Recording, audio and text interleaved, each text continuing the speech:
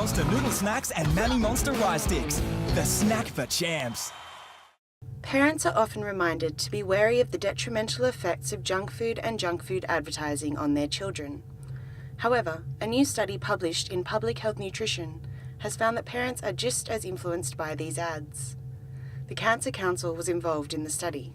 So the study that we were involved in investigated parents and children's, the influence of TV and internet advertising on children and their parents. And what it found for parents was that when it came to the influence of the ad on whether or not they wanted to eat the foods that were in the ads, it actually impacted parents' preferences, and they were more inclined to want to eat the food themselves.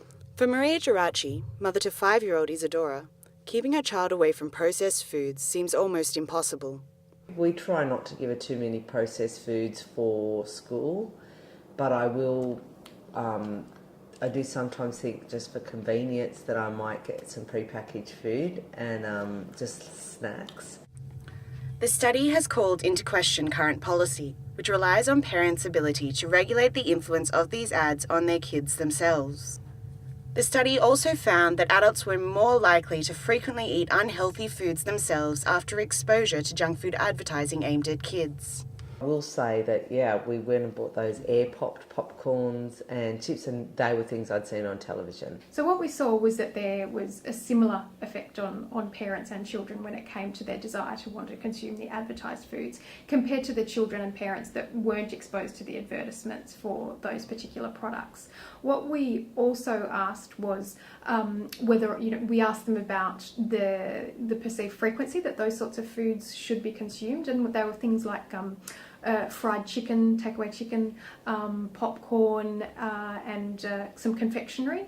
And the parents that were exposed to the advertisements were more likely to say that those foods could be consumed more frequently in either the TV advertising or the internet advertising. With the kids, we only saw that children who had been exposed to the internet advertising actually thought that they should be consuming those foods more frequently, and those were unhealthy foods that they shouldn't be consuming much of.